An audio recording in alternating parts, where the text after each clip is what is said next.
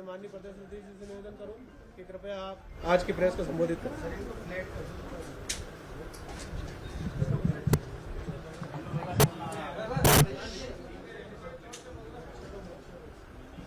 नमस्कार आप सभी को। आज की इस प्रेस वार्ता में हमारे बीच में उपस्थित हमारे प्रदेश की यशस्वी सह-प्रभारी आदरणीय विजया राटकर जी, हमारे प्रदेश के उपाध्यक्ष नार सिंह जी, मंत्री पीके जी, भूपेंद्र जी, माननीय प्रमोद जी, मीडिया के सभी मित्रों,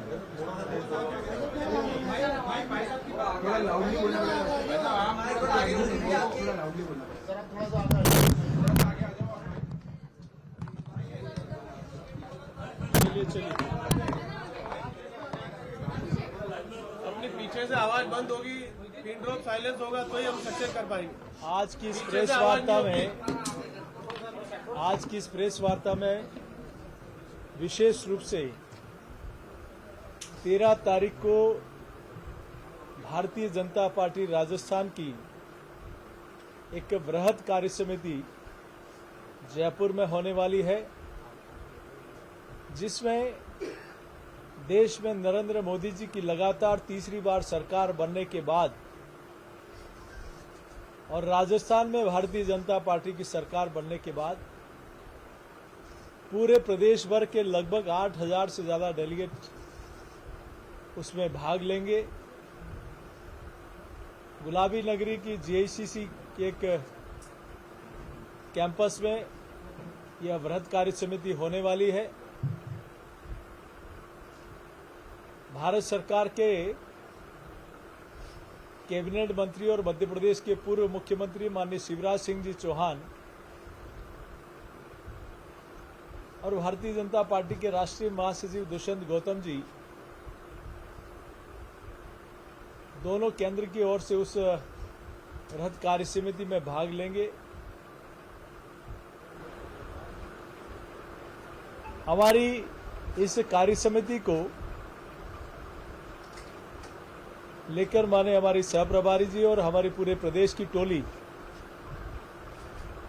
लगातार अलग अलग व्यवस्थाओं का जिम्मा सब लोगों को दिया है, क्योंकि इस प्रकार की कार्य समिति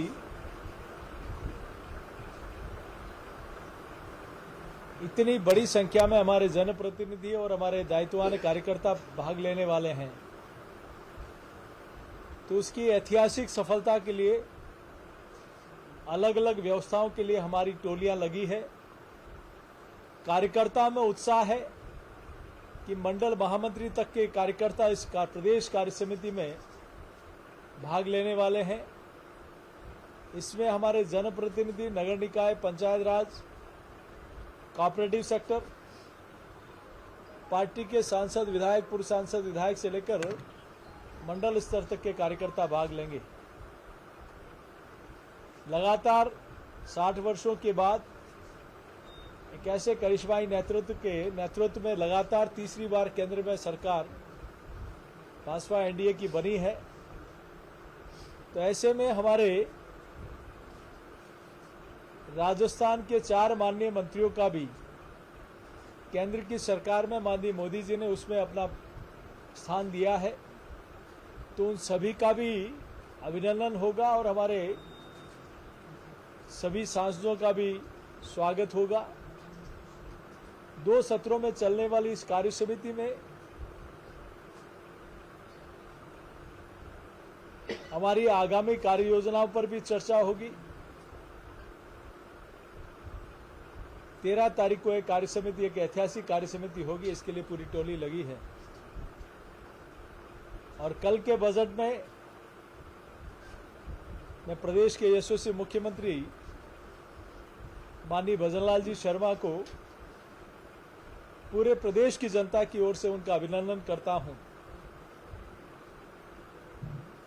कि जब उप मुख्यमंत्री माननीय दिया कुमारी जी ने बजट का वाचन शुरू किया तो पूरे प्रदेश की जनता तो उनका अभिनंदन कर ही रही है,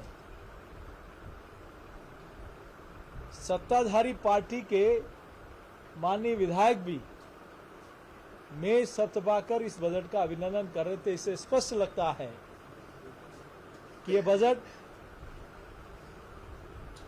विकसित राजस्थान, सशक्त राजस्थान, समृद्ध राजस्थान, स्वस्थ राजस्थान, अग्रणी राजस्थान की एक आधारशिला माननीय मुख्यमंत्री जी के नेतृत्व में कल रखी गई परसों बजट के दिन। और मैं सोचता हूं कि ये समग्र और चहुमुखी विकास, सर्वांगीण विकास का एक आधार बनेगा, जिसमें युवा, महिला, किसान, गरीब, दलित, आदिवासी, पर्यटन, रोजगार, धार्मिक स्थल, मेट्रो, सड़क, स्कूल, महाविद्यालय, चिकित्सालय, हर सेक्टर को समाहित करते हुए और आने वाला हमारा राजस्थान, विकसित राजस्थान, इस ध्येय को लेकर इस समग्र बजट की परिकल्पना की गई। और आप लोगों के माध्यम से ही ध्यान में आ रहा है कि किस प्रकार से पूरे प्रदेश में इस बजट के प्रति लोगों के भाव आ रहे हैं। हम देखें तो इरिगेशन से लेकर हर घर तक पीने का शुद्ध पानी पहुंचे, सिंचाई का पानी खेतों तक पहुंचे, इसके लिए 25 लाख जल से कनेक्शन हो, इसके लिए 15,000 करोड़ रुपए का प्रावधान इस बजट में किया गया। और मैं सोचता हूं ये सबसे बड़ी समस्या है कि हर घर तक पीने का शुद्ध पानी पहुंचे। इसके लिए सरकार ने एक व्यापक योजना इस बजट में उसका प्रावधान किया है। और 20,300 करोड़ की 6 वृहद पेयजल योजनाओं का प्रावधान इसमें लिया है, जो अर्बन और रूरल सेक्टर दोनों के लिए एक वरदान साबित होगी। विद्युत के क्षेत्र में पिछली सरकार ने पूरे राजस्थान को बिजली खरीद हो चाहे कोयला खरीद हो, सिर्फ घोटाला और घोटाले के अलावा कोई काम नहीं। अगर उस समय आत्मनिर्भर राजस्थान बिजली में होगा, इस दिशा में अगर कुछ कदम उठाए जाते तो राजस्थान आज किस दिशा में होता, कहां होता। लेकिन कहां अपना स्वार्थ सिद्ध हो, इस दिशा में योजनाएं बनी, उस दिशा में खरीद हुई। लेकिन मैं मुख्यमंत्री जी का धन्यवाद अर्पित करता हूं, उन्होंने इस कालखंड में आने वाले कुछ समय में राजस्थान बिजली खरीद में आत्मनिर्भर बने, किसानों को निर्बाध विद्युत आपूर्ति हो, इस दिशा में एमओयू हुआ है। और वो धरातल पे आने के बाद राजस्थान के जो बिजली संकट की समस्या जो हर समय रहती थी, उससे समाधान मिलेगा। आदर्श सौर ग्राम योजना के माध्यम से 2 लाख से ज्यादा घरों में बिजली के कनेक्शन दिए जाएंगे। 53,000 किलोमीटर ग्रामीण सड़कें बने, इसके लिए 60,000 करोड़ रुपए का प्रोविजन इसमें किया गया है। 9,000 करोड़ की लागत से राज्य राजमार्ग, स्टेट हाईवे, उसमें आरओबी और आरयूबी उनका प्रोविजन भी लिया गया है, ताकि सड़क पर ट्रैफिक में कोई गतिरोध नहीं बने। 3750 किलोमीटर के ग्रीनफील्ड हाईवेज बनेंगे। अर्बन डेवलपमेंट के लिए 500 करोड़ रुपए की doctor Shyama Prasad rural urban mission जिला उत्थान योजना, जिसमें कचरा प्रबंधन भी होगा, तो उसमें सीवरेज की समस्या का समाधान भी होगा। बसों की संख्या में बढ़ोतरी, ताकि हमारा शहरी और ग्रामीण ट्रांसपोर्ट है, जो आम गांव का किसान है, गरीब है, वो व्यक्ति को बसों के माध्यम से सुलभ यातायात मुहैया हो पाए। तो शहरी लोगों के लिए मेट्रो की सुविधा का विस्तार हो। ये दोनों ही कामों का संगम इस बजट में किया गया है। राजस्थान औद्योगिक क्षेत्र से आगे बढ़े, जहां उद्योग होगा वहां रोजगार भी होगा, डायरेक्ट इनडायरेक्ट एम्प्लॉयमेंट मिलेगा। तो इस दिशा में इंडस्ट्री पॉलिसी, टेक्सटाइल पॉलिसी, निर्यात संवर्धन पॉलिसी, एमएसएमई सेक्टर के लिए अलग से policy, one district one product, इसके लिए अलग से पॉलिसी, पेट्रोजोन डिफेंस मैन्युफैक्चरिंग हब बनाने के लिए, जिस प्रकार से यूपी और तमिलनाडु में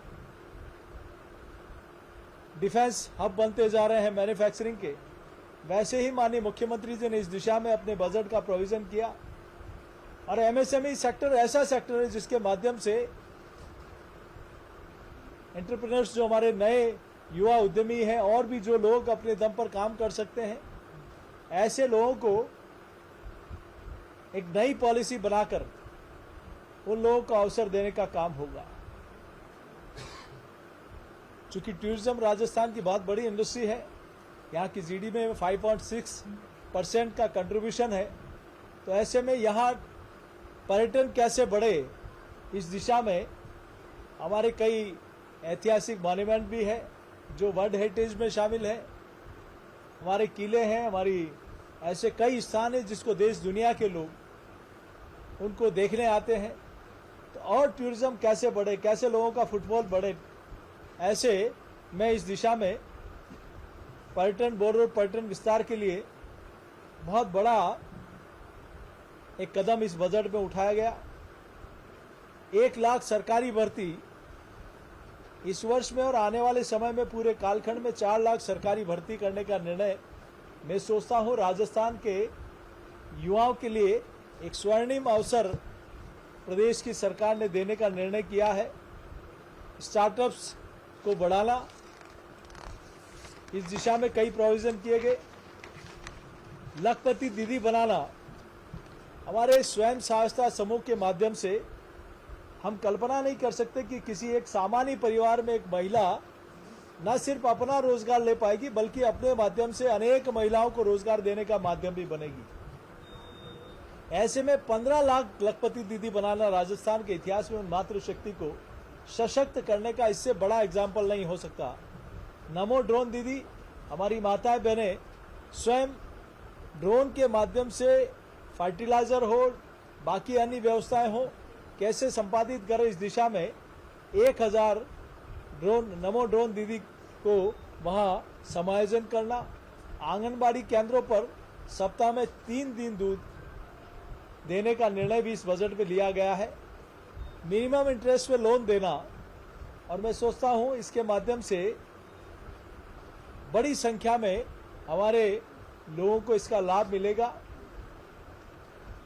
डिविजन्स, हमारे संभाग मुख्यालय पे बालिका सैनिक स्कूल खोलना, पहली बार आज़ादी के बाद नरेंद्र मोदी जी की सरकार ने सैनिक स्कूलों में हमारी बहनों को एडमिशन का निर्णय किया था, और ये हर संभाग पे इस प्रकार के स्कूल खोलने से बहुत हमारी बहनों के लिए बहुत बड़ा कदम है। कामकाजी महिलाओं के लिए हॉस्टल और पीजी की सुविधा देना, अर्धसैनिक बलों में बालिका शामिल हो, इसके लिए सैनिक स्कूल खोलना, मैं सोचता हूँ बहुत बड़ा इस प्रकार का कदम है। बरसाती पानी के संरक्षण के लिए 30,000 करोड़ रुपए की परियोजना। हम लोग कहते हैं कि बहता हुआ पानी रेंगे और रेंगता पानी को रोकें, इस दिशा में ये जो संरक्षण की योजना है निश्चित रूप से राजस्थान में जो पानी का संकट आता है उसको रोकने के लिए बहुत बड़ा काम करेगा। अन्नदाता के लिए राजस्थान इरिगेशन वाटर मिशन के तहत 50,000 करोड़ के काम होंगे। और एग्रीकल्चर सेक्टर में मैं बताऊं, कल परसों का बजट अपने आप में 1.5 लाख 1,45,000 से ज़्यादा बिजली के कनेक्शन के साथ राजस्थान कृषि विकास योजना शुरू करना हो, किसानों के यंत्रों में खरीद पर सब्सिडी देना हो, ERCP की वर्क ऑर्डर देना हो। पहले तो न तो मध्य प्रदेश से समझौता था, न MOU था, न कुछ था, और राजस्थान की सरकार अपने स्तर पर निर्णय कर रही थी, जनता को गुमराह करने का काम कर रही थी। लेकिन प्रदेश के मुख्यमंत्री जी ने माननीय प्रधानमंत्री जी से मिलकर मध्य प्रदेश के मुख्यमंत्री जी से मिलकर एमओयू किया, समझौता किया। अब इस योजना को धरातल पर लाने का काम शुरू हुआ है। यमुना जल समझौते में भी 577 एमसीएम पानी हरियाणा से मिलेगा, जिसकी राजस्थान कभी कल्पना नहीं कर रहा था। कोई भी पॉलिटिकल पार्टी, कोई भी जनप्रतिनिधि ये नहीं सोच रहा था कि क्या ये समझौता भी होगा क्या, लेकिन उसको भी साकार करके दिखाया। हमारे एससी, एसटी, बीपीएल के किसानों के लिए फार्म फॉर्म बनाने के लिए 1100 करोड़, जैविक कृषि, इसके अलावा अल्पकालीन ब्याज मुफ्त ऋण दिया जाए। 23,000 करोड़ रुपए का प्रोविजन इसमें किया गया है, जिसमें 35 लाख किसानों को इससे लाभ मिलेगा। और दीर्घकालीन ऋण में 100 करोड़ रुपए, 50 करोड़ से बढ़ाकर 100 करोड़ रुपया किया गया। 500 फार्मर्स प्रोड्यूसर ऑर्गेनाइजेशन एपीओ बनाए जाएंगे। मुख्यमंत्री पशुपालन विकास बोर्ड कोष का गठन होगा।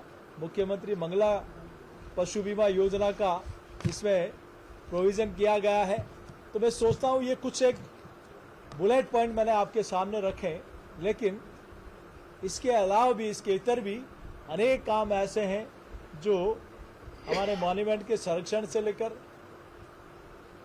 और अलग अलग सेक्टर में माननीय मुख्यमंत्री जी ने इस बजट में उनका प्रोविजन किया है। और माननीय उप मुख्यमंत्री जी ने अपने बजट भाषण में इसका प्रदेश की जनता को समर्पित किया है।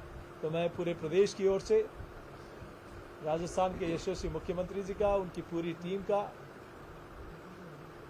और सरकार का अभिनंदन करता हूं, धन्यवाद अर्पित करता हूं। और आप सब लोगों को भी 13 हमारी जो कार्य समिति होने वाली है कल, तो आप सब लोगों का इस बजट में भी आप लोगों के माध्यम से इस बजट की प्रमुख बातें पूरे प्रदेश में आप लोगों ने पहुंचाई, इसके लिए मैं पार्टी की ओर से आपका अभिनंदन करता हूं।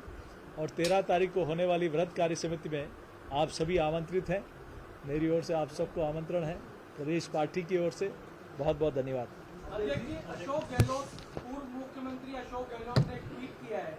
उन्होंने लिखा है कि हमारी सरकार ने मिशन 2030 के तहत राजस्थान को नंबर 1 बनाने का लक्ष्य रखा था, जबकि राजस्थान सरकार के द्वारा लाए गए बजट में शिक्षा, स्वास्थ्य और सामाजिक सुरक्षा से कोई सरोकार नहीं नजर आ रहा। मुझे लगता है कि वो एक ऐसी सरकार थी जो 4.5 वर्ष तक जिन दावों और उम्मीदों के दम पर प्रदेश में सत्ता में आए, उन सबको भूल गए थे।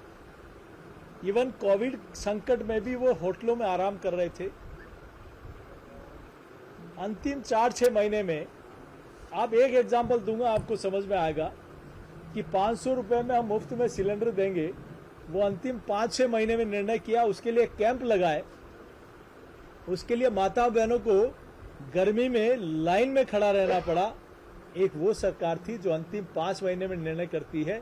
एक ये सरकार है जो सरकार बनने के प्रथम 30 दिन में कहा कि हम 450 रुपए में माताओं बहनों को सिलेंडर देने का काम करेंगे और आदेश जारी कर दिया। एक वो सरकार थी जिसने काम किसानों का कर्जा माफ करेंगे, किसान आत्महत्या करते रहे। एक ये सरकार है जब हमने संकल्प पत्र में कहा कि हम 6,000 मोदी सरकार दे रही है किसान सम्मान निधि की, 6,000 राजस्थान की सरकार देगी। और माननीय मुख्यमंत्री जी ने टोंक की धरती पर किसानों के खातों में 2,000 रुपए डालने का काम कर दिया।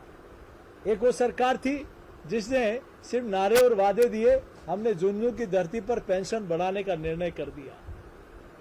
एक वो सरकार थी जो 5 वर्ष तक डीजल और पेट्रोल में प्रदेश के गरीब का, किसान का जेब काटती रही, लेकिन अपना हमारा टैक्स कम नहीं किया।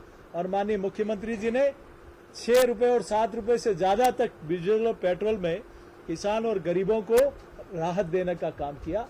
तो कांग्रेस को बोलने का राइट नहीं है। उन्होंने हमेशा प्रदेश को बिजली के क्षेत्र के अलावा अन्य क्षेत्रों में भी पीछे लाने का काम किया। लेकिन ये जो बजट है, राजस्थान, विकसित राजस्थान की एक आधारशिला वाला बजट है। और 5 वर्षों में जो बीमारू राज्य राजस्थान को बना दिया, वहां से निकल